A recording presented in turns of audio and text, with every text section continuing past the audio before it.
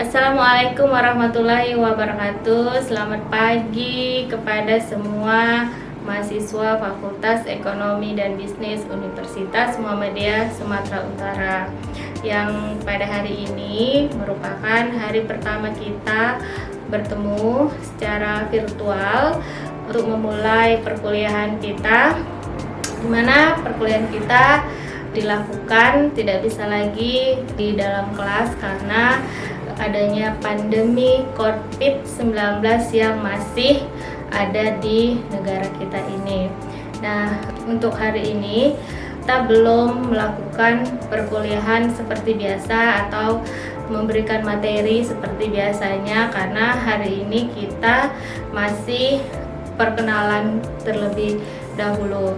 Nah, sebelum kita memulai, lebih dahulu kita panjatkan puji syukur kepada Allah Subhanahu wa Ta'ala yang masih memberikan kita kesehatan dan kesempatan untuk bisa bertemu dalam perkuliahan akuntansi biaya tahun 2020-2021.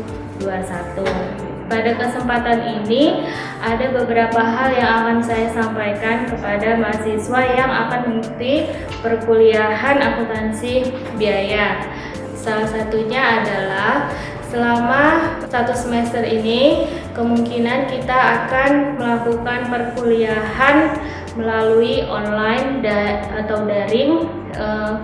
Kita mungkin tidak bisa berjumpa di kelas karena tadi sudah saya katakan bahwasanya masih adanya COVID-19 di negara kita.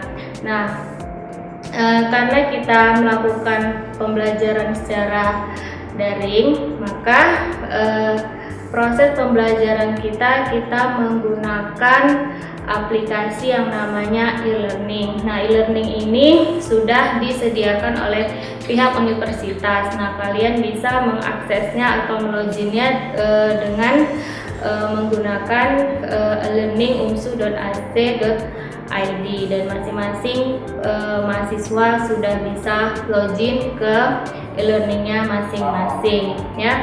Nah, di e-learning ini semua proses pembelajaran akan kita lakukan, dimulai dari absensi atau kehadiran. Nah, kehadiran ini wajib dilakukan oleh semua mahasiswa sebelum bisa mengakses materi yang sudah saya share di e-learning. Nah, tata cara untuk melakukan absensi ini ada waktunya. Waktunya itu sesuai dengan jadwal perkuliahan. Nah, waktunya itu saya akan batasi dimulai dari jam, misalnya perkuliahan itu dilakukan hari Senin dan jamnya adalah jam 7.30 sampai jam 9.30. Nah, absensi bisa dimulai dari 7.30 sampai jam 9. Nah, apabila mahasiswa tepat waktu, maka nanti dia akan memilih, nanti ada pilihannya P atau present, maka dia akan tepat waktu. Tapi kalau mahasiswanya lewat dari waktu yang sudah ditentukan, dia masih bisa absen, tapi nanti ada notifikasi yang menyatakan bahwasanya dia terlambat. Jadi mahasiswa yang telat dari jadwal masih dianggap hadir, tapi ada notifikasi bahwasanya dia sudah terlambat. Nah, kemudian setelah mahasiswa bisa mengisi absen, maka selanjutnya adalah mahasiswa bisa mengakses materi yang sudah saya share di e-learning. Materinya itu bisa berupa modul, bisa berupa PowerPoint, bisa juga berupa video. Nah, mahasiswa juga dalam hal mengakses materi ini juga dibatasi. Apabila dalam satu pembelajaran itu ada beberapa bentuk materi, maka dia hanya baru bisa mengakses satu dulu. Setelah dia mengakses yang pertama, baru dia bisa mengakses yang kedua. Nah, mahasiswa bisa mengaksesnya selama 1 minggu, atau saya batasi 1 hari sebelum pembelajaran yang berikutnya dimulai, ya. Jadi bisa 1 minggu. seminggu mengakses materi-materi tersebut. Kalau mahasiswa sudah mengaksesnya, bisa belajar, bisa dibaca, dipahami. Apabila ada kendala, ada hal-hal yang tidak dipahami atau belum dipahami, bisa berdiskusi di forum diskusi. Nah, di sini di forum diskusi kita semua bisa terlibat, tidak hanya dengan si mahasiswa yang bertanya atau mau berdiskusi dengan saya, tapi semua mahasiswa dalam satu kelas itu bisa ikut serta dalam diskusi tersebut. Nah, kemudian untuk diskusi bisa dilakukan 1 minggu, artinya seperti yang tadi sebelum waktu pembelajaran berikutnya berlangsung. Nah, kemudian kalau sudah bisa mengakses materi, sudah dipahami dan dipelajari atau memang ada mau diskusikan, selanjutnya adalah pengerjaan tugas atau soal-soal.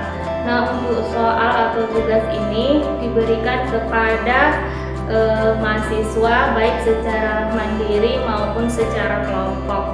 Nah, untuk tugas secara mandiri harus dilakukan oleh setiap mahasiswa tanpa terkecuali. Nah, untuk batas pengumpulan tugas ini untuk yang mandiri itu akan saya batasi juga, bisa 2 hari, 3 hari, atau bahkan 5 hari tergantung dari tingkat kesulitan soal. Kalau soalnya tidak begitu sulit, mungkin hanya 2 atau 3 hari batas pengumpulan tugasnya. Tapi kalau tingkat kesulitannya lebih tinggi, maka bisa jadi batas pengumpulannya saya beri waktu paling lama 5 hari.